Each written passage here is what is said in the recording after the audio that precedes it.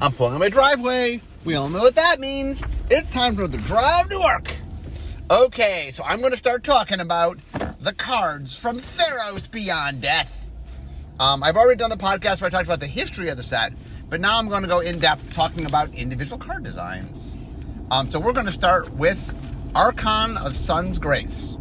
So 2 white, so 4 mana total, 2 of which is white. It's a 3/4 creature, an Archon. It is flying and lifelink. Pegasus creatures you control have lifelink. And then Constellation. Whenever an enchantment enters the battlefield under your control, create a 2/2 white Pegasus creature tokens with flying. Okay, so let's talk a little bit about Pegasus and Constellation. A couple things. One is, so I talked about when we decided to go back that we wanted to have an enchantment matter mechanic. Constellation had been what was in Journey into Nyx. We did explore other things, but we found that Constellation seemed to do the best job. One of the tricky things about enchantments is, while enchantment creatures easily get put in the graveyard, because creatures, it's not that hard to get creatures in the graveyard, it's a little bit trickier to get other enchantments in the graveyard, and it limits some of the interactions that we had. Now, the other problem we ran into was in Journey into Nyx, all of Constellation was put on enchantments. And it created this play design issue where everything kind of snowballed because the things you needed to trigger were themselves on it. And so we had 2 options coming into the set. One was we could do the same thing, but the effects had to be very, very small because they self-triggered and it snowballed. It just meant we'd have to make the effects super minimal. Or we could make them larger effects, but we'd have to put them on things that themselves weren't enchantments. And what that meant is it made you have to limit a little bit what you put in the deck, meaning, this is what we now call AB. The constellation mechanics in this set are, you need some constellation mechanics, but you also need enchantments, and the constellation mechanics aren't the enchantments. And so it lets you create a balance between how many enchantments do I want and then how many constellations do I want. The plus side is this version let us make pretty powerful constellations. For example, you get a 2/2 flying creature every turn. That's pretty good. Every enchantment gives you a 2/2 flying creature. The other thing going on here on this particular card is Pegasus. One of the things that happened in early Magic is there are definitely some fantasy creatures that showed up. You know, Pegasus showed up pretty early, but because early on in Magic it was a little more hard-edged. Some of the creatures that were a little softer, like Pegasus and unicorns, we weren't quite as aggressive with. And I think in recent times, we're like, you know what? No, part of fantasy is embracing all the different aspects of fantasy, and part of growing the audience is, yes, there's people that like more hard-edged fantasy, but there's people that like softer fantasy. We should make that stuff, and we can make that stuff powerful as well. So here's us trying to sort of give Pegasus, this card not only is it a constellation card, it also can function as a Pegasus card in that it rewards Pegasus. So this card has a bunch of different functions to it. So anyway, I like this card. So definitely is a fun card and a card to encourage you to play enchantments and or play Pegasus, depending on what you're trying to do. Next, Commanding Presence. So Commanding Presence costs 3 and a white. It is an enchantment, an aura, enchanted creature. Enchanted creature gets +2/+2 and has first strike, and, quote, whenever this creature deals combat damage to a player, create a 1/1 human soldier creature token. So one of the problems in general for auras is a card disadvantage problem. So the idea is I play an aura and I put it on my creature. If you later destroy my creature, not only am I losing the card that is my creature, but I'm losing the card that is my aura. And so the idea, and one of the issues aura have always had, is that auras have been, from a tournament level standpoint at least, hard to play just because that card disadvantage of them can be pretty strong. So one of the things we've tried to do over the years is find reasons and encouragement to help you with that. So a good example here is, yes, this card makes your creature better, but every time you deal combat damage, you're also generating a permanent. And that is something to help offset the card disadvantage is that if I can hit you a number of times to get a bunch of creatures, even if you later kill my creature and this enchantment with it, it still has netted me a bunch of creatures, which, while not technically a card advantages or tokens, pseudo card advantage. One second, I gotta sneeze. Sorry. Am I going to sneeze? Okay, maybe I'm going to sneeze in a second. I averted my sneeze. Okay. Next up, Dawn Evangel. So 2 and a white. Sorry. 2 and a white for a 2/3 enchantment creature, human cleric. Whenever a creature dies, if an aura you control was attached to it, return target creature card with confirmed mana cost 2 or less from your graveyard to your hand. Okay, once again, we are trying to find a way to help offset auras. And so the idea here is, it says whenever a creature with an aura dies, there's a trigger. It creates an effect. And the effect is you get to return a cheap creature back to your hand. This is one of White's abilities. Black is number 1 in reanimation. Black can really reanimate anything or also get creature cards back to your hand. White is king of the small things. So white can reanimate and or raise dead small creatures. Usually we define that as creatures of either 2 or less or 3 or less, depending on what the set is. This one's doing 2 or less. And the idea is white is the color of the army of the small creatures, and getting back small things are kind of another way for us to draw them, essentially. It's harder to say draw a small creature than it is to just go get back a small creature. And so this card is doing a bunch of different things. One of the big things it's trying to do is really encourage you to play more auras, because it's going to offset the auras for you. Like, one of the dangerous things about auras is this idea that I'm going to lose my card advantage, so this is offsetting the card advantage. Okay, next, Daxos, Blessed by the Sun. So white, so 2 mana total, both of which are white. It's a legendary enchantment creature demigod, 2 for power and asterisk for toughness. Daxos' toughness is equal to your devotion to white. And then whenever another creature you control enters the battlefield or dies, you gain 1 life. Okay, so there's a bunch of stuff going on here. First off, Daxos, if you ever read the novella that Jenna Helen wrote for original Theros, Daxos fell in love with Elspeth, and he died. And this is part of the story is he making his way out from the underworld as well. And there's a cycle of demigods in the set. So we were looking for things that we had not done in Theros. And one of the places that we had, like, I had made a Hercules card. One of the big things in Greek mythology is that the gods seem to like getting it on with the mortals. And a demigod is someone who is half god, half mortal. So the idea is they're not quite a god, but they're a little more than a human. They're a demigod. And we really hadn't done anything with demigods. So this time around we made a cycle of demigods. The demigods are it's an uncommon cycle. All of them are enchantment creatures, and all of them have devotion. But either their power or their toughness is equal to the devotion. It varies from demigod to demigod. Daxos obviously is equal to his toughness.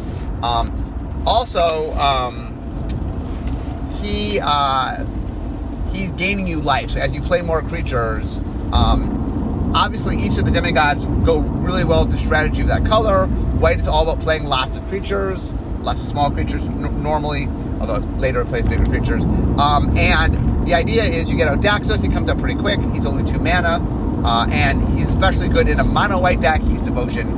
The reason he's double white mana is to help him with his devotion, and help you in a deck. He mostly wants to be played in a mono white or a mainly white deck. He very consciously is 2 white mana. Okay, next, Daybreak Chimera. 3 white, so 5 mana total, 2 which is white. It's a 3/3 Chimera, it's a creature.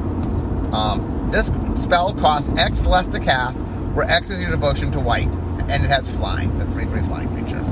So the idea is that this is a 5-mana creature, but it's actually a 2-mana creature if you have 3, among your permanents, if you have 3 white mana symbols there.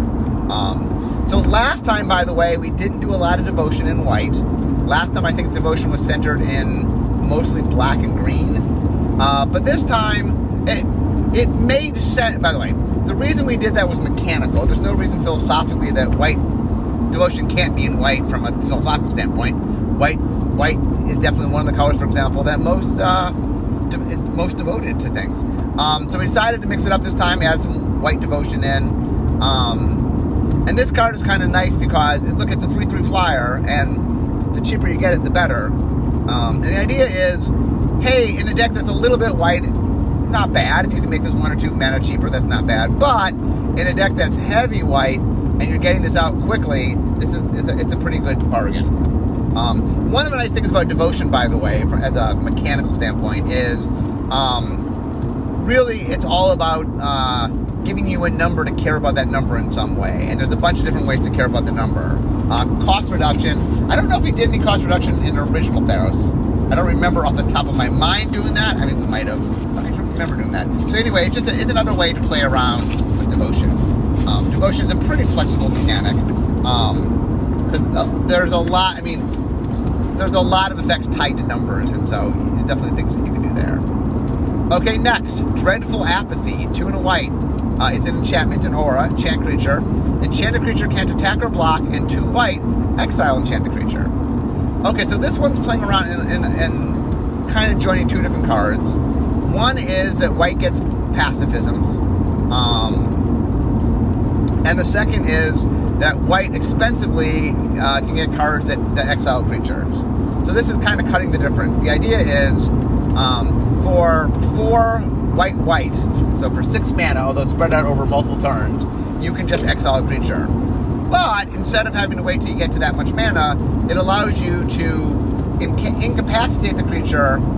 So if I put it on, if I put my Dreadful Apathy on something, it's a pacifism, right? They can't attack or block. Now, it costs a little bit more than pacifism. Pacifism usually costs 1 and a white. But you later have the ability to spend mana to get rid of the creature. So if I want to incapacitate it, it's great. And then later, or even the next turn, if it not being able to attack or block is not enough of an answer, because maybe it has a trigger or an activated ability or something that it's very valuable even though it can't attack or block, you can take advantage of that. And the flexibility is kind of cool. I like the idea of pacifisms that over time you can upgrade. It's kind of cool. Okay, next, Elspeth Conquers Death. 3 white, enchantment, Saga. Chapter 1, exile target permanent and opponent controls with converted mana cost 3 or greater. Chapter 2, non-creature spells your opponent casts cost 2 more to cast until your next turn. Chapter 3, return target creature or planeswalker card from your graveyard to the battlefield. Put a +1/+1 counter or a loyalty counter on it. Okay, so one of the things, original Dominaria had sagas. We liked them. The players liked them. We spent a lot of time thinking about where saga should return. And what one of us for Theros, as I explained in the Theros podcast, is it needs to be a world where there's stories to tell, either because we've been there before and there's stories from our previous visits, and a world in which it's playing in top-down space where you know the myths and stories that it's from. So Theros, we've been there before, there are stories to tell, and it's based on top-down Greek mythology, which are stories that players actually do know. Also, it is a set that cares about enchantments, and it's an enchantment matter set. So all those mixed together made sagas a great choice here. So this story is telling the story not of Greek mythology, but of the previous set.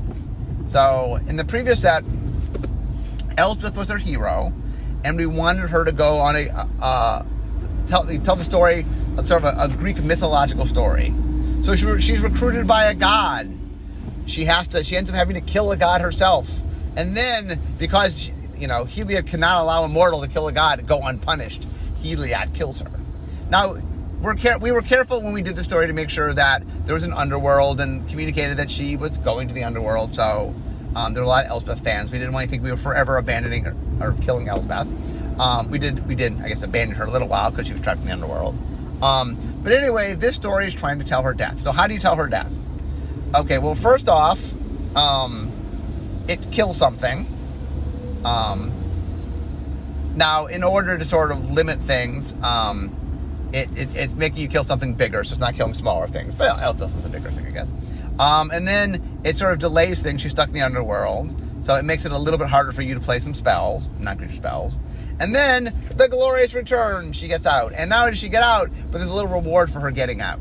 Now, we could have just said a planeswalker gets out, because the story of Elspeth is the planeswalker gets out. But we need the saga to be a little more generally useful. So the idea was, much like Elspeth escaped, maybe your creature escapes.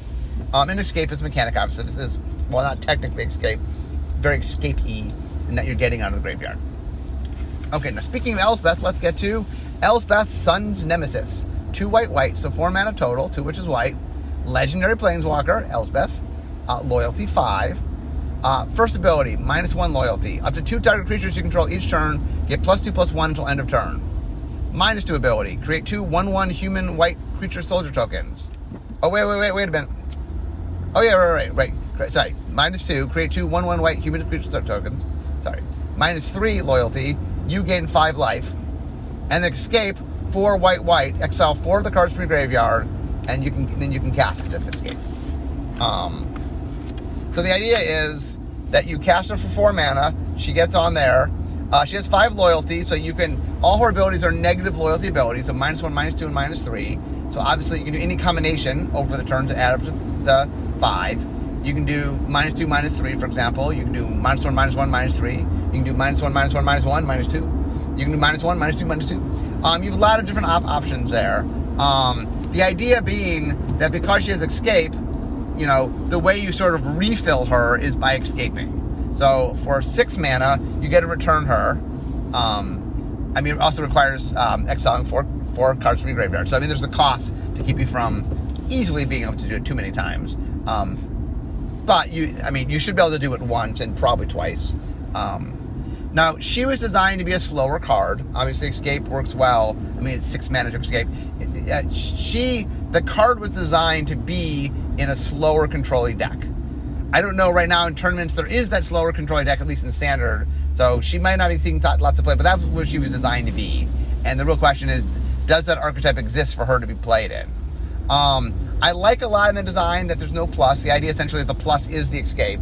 The one thing we did do that we got some criticism for, which I will acknowledge, is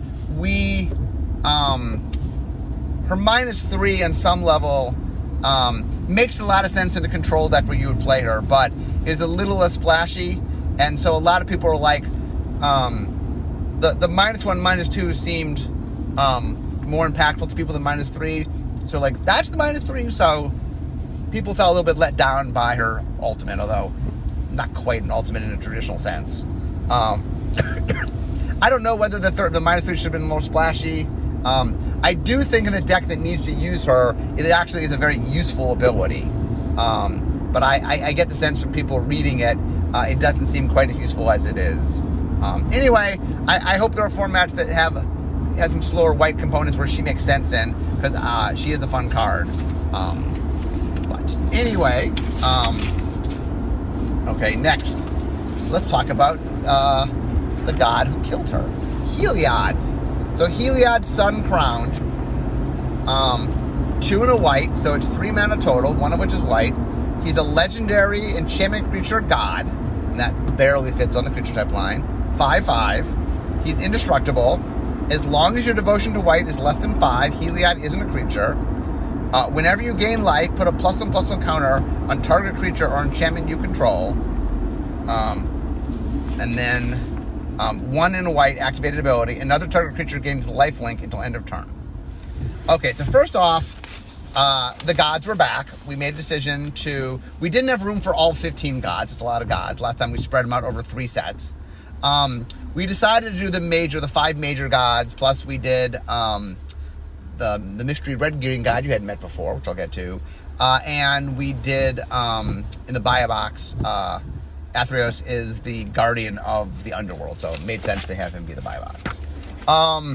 Okay, so when we brought him back, there was a couple sort of, there are certain givens from the previous time we did the gods. So number one, they're enchantment creatures. The gods themselves, one of the things we do in Theros, and the reason that Theros is enchantment matters in heavily enchantment, is that the enchantments represent the influence of the gods. The gods themselves are enchantments, and the cool thing that happens is when you first play them, until you have the devotion to white that you need, they essentially just exist as an enchantment, and then they turn into a creature. Note that this only really works if they have two creature types, because if they're a creature but they're not a creature until something happens, what are they? And that becomes kind of fuzzy. Being enchantment creatures means they get to be enchantments. Also, legendary enchantment creature god literally just barely fits on the line, so making something legendary has to be it's a god. Enchantment creature has to be because it's a god, and a god. So I mean that if god was a slightly longer word, we'd have some trouble. Also, the gods were all indestructible. That was true last time. We decided to that again. We have decided that not all gods in all worlds need to be indestructible. It is tricky to design them. Now, the one nice thing about these gods is because they turn on and off, you can destroy things that knock down their devotion. So one of the ways to sort of deal with the creature is to lower their devotion. So there's interaction with the board that can lower, they can get rid of in some sense. I mean, they can come back later. And we kept the same devotion level. It was 5 last time, it's 5 this time. So the idea is you need a devotion to 5. I think all the gods have 1 mana in their symbol, so you need 4 more to turn them into a creature. And the idea is they're pretty cheap, and one of the cool things about them turning into the creature is we get to make pretty powerful creatures, but because you have to sort of get to a certain state, hey, normally on turn 3, you're not going to have 5 white mana symbols. Is it even possible? It's not really possible. Without shenanigans, it's not possible. You could cast a 1-drop that's 1 white mana, 2-drop that's 2 white mana, and a 3-drop that is, which means on the 4th turn, it's possible that you can attack with him with Heliod or any of the gods on the first turn that you could attack with him. That is possible. Okay, the next thing is they basically need 2 abilities. One is a static ability, and one is, well, they have 2 abilities. Not all of them necessarily are static and triggered. In this case, one is a triggered ability and one is an activated ability. So whenever you gain life, put a +1 counter on target creature or enchantment you control. So the idea there is it's sort of a life reward card, and then as you gain life, it's just powering up your things. The reason it says enchantment you control is you might want to put it on Heliod, and Heliod might not be a creature yet. Or you might want to put it on another god that's not a creature yet. So that's why it says a creature or enchantment. There are enchantments that can turn in. There also are a few enchantments that turn into creatures. But anyway, unless you put them so if your enchantment later becomes a creature, and with stuff like Heliod, that's possible. That's why it says creature or enchantment. Then the activated ability grants lifelink to things. And the reason that is valuable is you care about life gain. That whenever you gain life, and that's it's not per 1 life you get, but chunk of life you get. Anyway, this sort of feeds together that not only does life help make your things bigger, but this can grant things life. So if you want to get your creatures, this is meant to work really well with a deck where you can get creatures through. White also wants to go wide, and every time you do something, you can help build things up. Whether you're building up Heliod to be even larger when you wake up with the devotion, or whether you're building up another creature that has evasion or something else that you need at the time. Okay, moving on to the next. Okay, next, Heliod's Intervention. X white, so it's an instant. Choose one. Destroy X target artifacts and or enchantments, or target player gains X life. So the interventions are a rare cycle. They're all, I think there's a mix between instants and sorceries. I think they all cost X mana symbol. I think that's true. I might be off on that. They all have X for sure in their cost. And they are modal. They let you do one of 2 things that both care. They're basically a modal X spell. We've done modal before. On some level, we've done some modal X spells because some of your options with direct damage X spells, you've given some. But this is a little bit different. This is a modal spell in which it's not that you can affect quite how you do the spell as much as there's 2 effects and you choose between them. And anyway, this is kind of a fun thing. It lets us not only do we have the God cycled out at Mythic, but we also wanted something at Rare to sort of, something splashy that played into the God, so we did this at Rare. So that is definitely cool. Okay. Next. Okay. Next is Lagona Band Storyteller. 3 and a white, so 4 mana total, 1 of which is white. It's a 3/4 Centaur Advisor, it's a creature. When Lagona Band Storyteller enters the battlefield, you may put target enchantment card for your graveyard on top of your library. If you do, you gain life equal to its converted mana cost. So the idea here is this is a card that lets you regrow an enchantment. There are a lot of very powerful enchantments. For example, I just talked about Heliod, who's an enchantment. We have a lot of enchantment creatures and a lot of straight-up enchantments. There's a lot of global enchantments, local enchantments. It's an enchantment matter set. There's a lot of enchantments. The one thing we do here is, rather than give it straight to your hand, this is not giving you an extra card. It's putting it on the top of your library. So the idea is it's replacing your next draw with this card. So the idea is I go get something I want. One of the reasons we do this is it allows us to make something that doesn't technically have card advantage. Yes, I'm getting back something, and so there's card utility, but I'm not going up a card. What it's really doing is letting me change it's allowing me to turn my next draw into this, so it is useful. But to kind of offset that, because this isn't letting you sort of put it back in your hand, it's not for naught. It is letting you gain something, so it's letting you gain life. So what it's trying to do is say, hey, go get an enchantment, and the card is subtly saying, hey, the bigger enchantment you get, the more reward there is. So the idea is you can go back and get a cheap enchantment if you want. And if you get a cheap enchantment, maybe you can cast it the same turn. No, it's not in your hand. It goes to the top of your library. Anyway, you have some option of what you want to do. Obviously, you get to plan out your next turn. You're going to draw this on your next turn. And so you can make sure that whatever it is you're getting, if you want to be able to play on the next turn, you can. So, anyway. Next, Nyxborn Courser. 1 white, 2/4, enchantment creature, Centaur Scout. So one of the cool things, there's a cycle of vanilla creatures. One of the things in general that we've been doing is, I think we've been reevaluating a little bit about how much complexity we can have. There's a bunch of factors going on. One is we've been divvying up a little bit the different kind of boosters you can get. So for example, besides draft boosters now, if you really are just want to sort of collect cards for your white deck, go buy the white theme booster. Or if you're a collector that just wants to get all the fancy stuff, you can go get the collector booster. What that means is, as people who aren't caring about draft slowly drift into other places, we can focus a little bit more on draft, which means that we are willing to up a little bit our complexity. I mean, carefully, and New World Order still a thing. But anyway, what that means is traditionally we've done 5 vanilla cards in most of our large sets. Not that we can't, and obviously in Theros Beyond Death we do. But one of the nice things in Theros Beyond Death was we not only did they had one function, they played 2 functions. So the cool thing, for example, Nyxborn Cursor is 1, it's got 2 white mana symbols in it. It's 3 mana for a 2/4. That's pretty good. In a mono white deck, that is very good. And why do we care about that? Because of Devotion. This set has a mechanic that very much encourages monocolor play. And at bare minimum encourages you to play with spells that have more than 1 colored mana. So this is very good for the Devotion deck. If you're playing a Devotion deck, this is something you might want. The second thing is, it's an enchantment creature.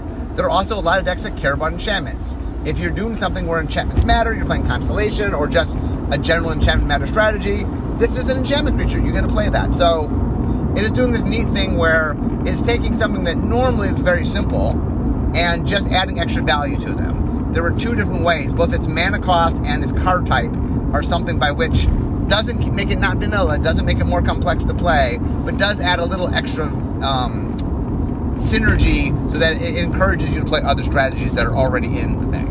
And that is cool. Okay, next, Reverent Hoplite.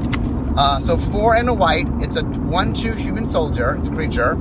When Reverent Hoplite enters the battlefield, create a number of 1/1 white human soldier creature tokens equal to your devotion to white. So once again, the 1/1s in this set are human soldier creature tokens. Normally, by the way, we tend to pick one we tend to pick one creature type for our tokens. These are human soldier. Why the human soldier? It will matter. It doesn't really matter in Theros Beyond Death, but it is something where we're constantly thinking ahead, and you will see. One of the things that's nice about getting into Devotion in white, one of white's scalable effects is token making. So this is a very nice card for white. The idea is the more white I have, the more creatures I get. Now the creatures themselves don't help you for your Devotion because they don't have mana cost, but it does help your strategy. If you're playing mono white, getting a lot of creatures usually is very much playing into what you're doing. So that is something that is something that will help along. Okay, next, Shatter the Sky. So Shatter the Sky is a sorcery, costs 2 white, 4 mana total, 2 of which is white. Each player who controls a creature with a power 4 or greater draws a card, then destroy all creatures. So this is us doing 2 things. One is it's a wrath effect, something white does. We're also looking and finding ways to give white a little bit of card advantage. And we're messing around with, we've definitely been messing around with everybody draws. This is a little bit different. This is everybody who meets a certain condition draws. But obviously, if you're playing this in your deck, odds are you're trying to make sure you can meet this requirement. And so it's a way to sort of help white replace something, that it's about to lose because it's about to lose its creatures. Next, Taranika, a Crowan veteran. 1 white, so 3 mana total, 2 which is white. It's a legendary creature, human soldier, 3/3. She has vigilance, and whenever Taranika, a Crowan veteran, attacks, untap another target creature you control. Until end of turn, that creature has base power and toughness 4/4 and gains indestructible. So the idea here is she essentially grants vigilance. We can't say grants vigilance because the timing doesn't work as a combat trigger, but she untaps them, so they're untapped so they can block. And then for this turn, not only are they untapped, but they're 4/4 and they have indestructible. So every time she attacks, she turns something else into a very potent creature. So now she herself is 3/3 vigilant. She's not quite as powerful as the thing she makes, so she has to put herself at risk. But it allows us to make a pretty potent ability. Because she's a 3/3 on her next turn, you get attacked with her, a 3/3, and assuming you have another creature, which odds are you do in white, with a 4/4. So that is pretty cool. Okay, next, Transcendent Envoy. 1 and a white for an enchantment creature Griffin. 1/2, it's a flying creature. Aura spells you cast costs 1 less to cast. So the idea here is, once again, we're trying to encourage you to do things like play auras. Auras are tricky because of the card disadvantage I talked about before. This card isn't working with card disadvantage, but it is trying to give you a reason to want to play auras, and that is cost reduction. Also note, it is a Griffin. Griffin is something that we do in white, and Griffin comes from Greek mythology, so it's nice to get some Griffins in. Okay, next. Alios Enraptured, 2 and a blue. Legendary creature human, 2/3. Alios Enraptured enters the battlefield tapped. Alios doesn't untap during your untap step if you control a reflection. When Alios enters the battlefield, create a 3/2 blue reflection creature token. Okay, so one of the fun things of doing a Theros is you got to do top-down Greek mythology. So this is Narcissus. So Narcissus is a person who is so enraptured by his own image that the idea was he was so caught up in himself that he saw himself in a river, saw his image in a river, and he couldn't pull himself away. And so we're playing around in that. So the idea that's cute here is he doesn't untap as long as his reflection is there. Meaning as long as he has a reflection, he's enamored and caught into the reflection. The other fun thing we did, though, is he's a 2/3. His reflection is a 3/2. It's a reflection. And the idea is that if something happens to the reflection, then you get to untap him. So the idea is he's a 2/3 that comes with the 3/2. For 3 mana, that's pretty good. And then if something ever happens to the 3/2, then you get the 2/3. So this card is just working on lots of levels. It's super clever. It's flavorful. It's a charming little card. So I'm a big fan. Okay, next, Ashiok's Erasure. 2 blue, so 4 mana total, 2 which is blue. It's an enchantment, has flash. When Ashiok's Erasure enters the battlefield, exile target spell. Your opponents can't cast spells with the same name as the exiled card. When Ashiok's Erasure leaves the battle, return the exiled card to its owner's hand. So often in white, we do what we refer to as Oblivion Ring effects, where the idea is as long as, choose, it's sometimes a creature, sometimes it's permanent, but you choose it, and the idea is it sort of locks it away as long as the enchantment, the creature, whatever it is it's locking away, stays on the battlefield. So this is doing the same thing, but instead of doing it to a permanent, it's doing it to a spell.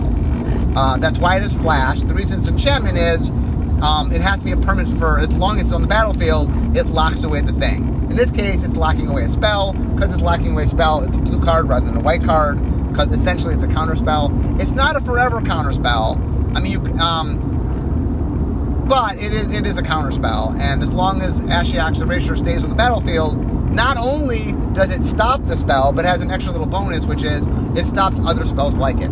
So when I counter your spell, not only am I countering your spell, but I'm also keeping you from playing another version of that spell. If the set, by the way, this is a card that could have been white-blue. I think it wouldn't be called Ashiok's Erasure if it was white-blue, but this card definitely is it is blue, but it definitely is pushing up a little against about being white-blue. I think in another set, especially a set that had a little less of a monocolor theme, this might have been a white-blue card. Okay, next, Brine Giant. 6 and a blue, so 7 mana total. It's a giant, 5/6 giant. He costs 1 less to cast for each enchantment you control. So for all intents and purposes, this is infinity for enchantments. It doesn't say affinity for enchantments because affinity isn't a thing in this set, but that is what it is. It's a cost reduction based on the number of enchantments you have. Once again, this is an enchantment matter set. We care about enchantments. We want to care about them in a lot of different ways. The way this one cares about it is it says, hey, if you're playing an enchantment-heavy set, you might want to play me because I can come up pretty fast, and I'm a 5/6 creature. Okay, Caliphate, Beloved of the Sea, 1 blue, legendary enchantment creature demigod, star 3. Caliphate's power is equal to your devotion to blue. Creatures and enchantments you control have spells your opponent casts that target this permanent cost 1 more to cast. Okay, so a couple things going here. One is this is part of the demigod cycle. Notice this time the devotion is power, not toughness. On Dactos it was on his toughness. And it protects your creatures and your enchantments, meaning it makes them cost more to target. What we refer to as spell armor. That it sort of protects your thing. Spell armor, frost armor. There's a bunch of names we've used for this. Anyway, so the idea is she comes out. The more blue stuff, the more powerful she is, and meanwhile, she's protecting your stuff. So she's protecting the things that are most likely powering her up. She's also protecting, making it harder to get rid of them. Okay, next, Eidolon of Philosophy. A single blue mana for an enchantment creature spirit, 1/2. 6 blue, sacrifice Eidolon of Philosophy, draw 3 cards. So this is a good example of a card that's meant to be an enabler for enchantments. It's a very cheap, quick to get out enchantment creature. So for 1 mana, I can get enchantment creature out. A, it will help my devotion, and B, it'll help my enchantment count, because it just gets an enchantment. And the idea for this card is, hey, most of the early game, I'm mostly there to count for either devotion and or enchantments, but later in the game, I turn on and I have this extra ability, which is, hey, for 7 mana, I become a card drawer. I draw 3 cards. So the idea is early on, I'm there as a body, so you can count and use, and later, if I'm still around, you can use me to basically get a spell on me, which is a draw spell, which is very good for late game. Okay, next, Glimpse of Freedom. 1 in blue, it's an instant. Draw a card. Escape 2 in a blue. Escape 2 in a blue. Exile 5 other cards for your graveyard. You may cast this card from the graveyard for its escape cost. So the idea is, for 2 mana, I draw a card. That's not an amazingly powerful ability. Usually for a single mana, you can draw a card. But it's got escape. What that means is that later on, for 2 and a blue mana and 5 cards, I can draw other cards. So the idea is, one of the things about escape is you don't want to play a lot of escape stuff together because they use the same resource. what this card says is, okay, if I'm not using my graveyard as a resource, this allows me to get a card for 2 mana, and then basically for every 5 cards that I can get rid of, I can draw another card for 3 mana. And so this is just trying to optimize the use of your graveyard. This is not a particularly powerful card, but especially in Limited, it's something that can let you make sure you take advantage of the resource if something else isn't taking advantage. Note that this is an escape card that is not a creature, not a permanent even. It's an instant. Escape can go on spells. So this is kind of cool. Okay, next I'm going to mispronounce this. Ichthyomorphosis. 2 and a blue, so 3 mana total, 1 of which is blue. It's an aura, enchantment aura. Enchant creature. Enchanted creature loses all abilities and is a blue fish with base power and toughness 0/1. This is something that blue can do. Blue can do transformation. Note though, by the way, this is depowering a creature. When we do depowering in blue, we do it on auras and we don't put flash on the aura. Meaning we don't let blue change things to a powerless state in the middle of whatever, because that's a kill card. That's not the way that blue tends to do things. So we don't do this as an instant effect, for example, in blue. Blue can turn something into a 3/3 or something. I mean, it can change shape and sometimes affect in combat, but not something that universally just makes it useless, like making it a 0/1. But it can do it as an aura. So the idea is, I can turn you into this thing. You do have the ability to get rid of it, to maybe turn me back, but it is something I'm able to do at sort of sorcery speed on an aura. Okay, next. Kiora, Best the Sea God. 5 blue, so 7 mana total, 2 which is blue. It's an enchantment saga. As the saga enters, and after your draw step, add a lore counter. Sacrifice after chapter 3. Chapter 1, create an 8/8 blue Kraken creature token with hexproof. Chapter 2, tap all non-land permanents target opponent controls. They don't tap during the controller's next time step. Chapter 3, gain control of target permanent opponent controls. Untap it. Okay, so the story is, Kiora came to get a sea serpent. It starts with an A. Ariax. Anyway, came to get a legendary serpent. Got stopped by Thassa, who's queen, god of the sea. And in the fight, Kiora's not doing so great, but she manages to get hold of the Bident from Thassa and then walks away with it. Planeswalks away. So she doesn't really beat her, doesn't get the thing she came for, but in fighting her, she does manage to get the Bident, which is this powerful weapon. Now, a lot of people say, who know the story, wait a minute, Best the Sea God, she barely got away with her life. Yeah, she got lucky and got her Bident. But the point that I make, I talked about this in my blog, is this is a story. So as far as the people know, some stranger came up, fought with a god, and got away, stole her weapon. Now, they don't know planeswalkers exist. They don't. If you heard the story about some stranger that stole the weapon of a god, you're like, oh. Like, it sounds like the god lost, even though if you know the full story, like, that wasn't her goal, she was there for this, Thassa stopped her from that. Like, if you knew the full story, yeah, okay, maybe she doesn't best the god, maybe she gets lucky and gets away, but this is about the stories of the world, and in the world, some mortal or somebody came and stole the weapon of a god. That is a mighty story, and so, as it's passed down through the ages, it's become the tale. So it's kind of fun. Obviously, we had the story of Elsbeth in the set. It's nice to have our characters and take things that happened previously in the last visit. This happened in the last visit of Theros. So first off, she makes a Kraken. Kiora loves herself giant serpents and Krakens and water beasts. Number 2 is tap all non-land permanents. She makes waves. She controls the water. So she's using her waves to crash into things, to tap everything. And then gain control of target permanent is trying to play the idea that she stole the Bident. That's what she did. So she comes looking for the serpent. She fights, flashes a lot of waves, and then she steals something. So that is the story.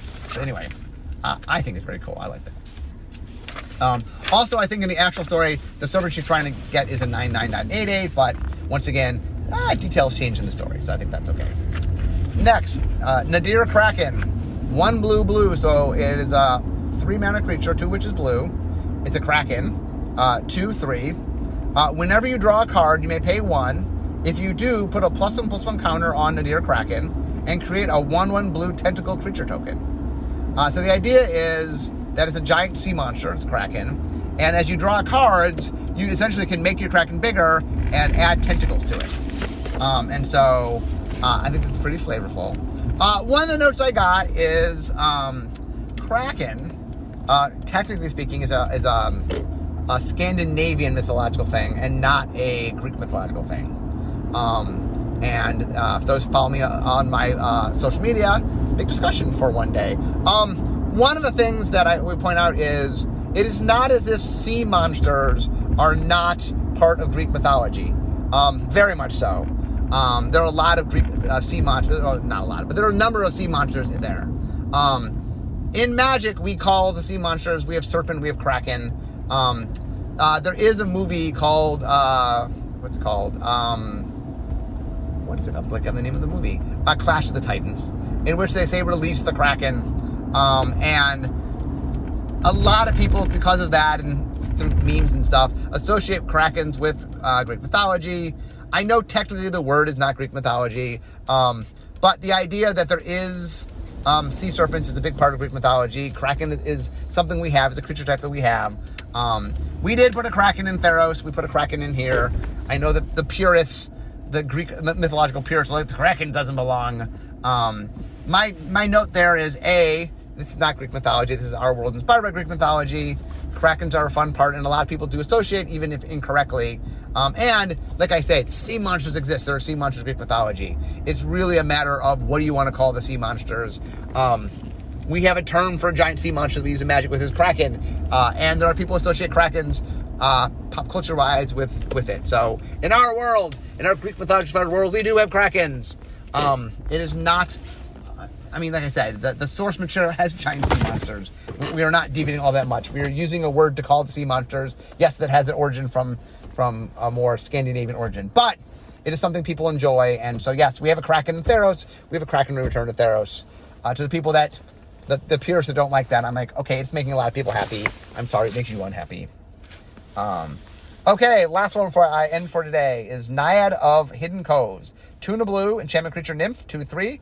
As long as it's not your turn, spells you cast cost 1 less to cast.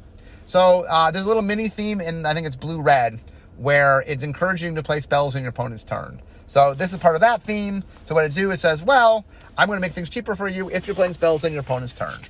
We'll probably see one or more of those spells as we go along here. But anyway, so I made it all the way through white and part of the way through blue. So obviously there's some more podcasts coming. Hope you guys are enjoying it. It's fun doing the Card by Card podcast, and I do enjoy Theros Beyond Death. So anyway, I'm now at work. There's a little bit of traffic, so you got some extra bonus content today. But anyway, I will talk to you next time. So instead of talking magic, it's time for me to be making magic. I'll see you guys soon. Bye-bye.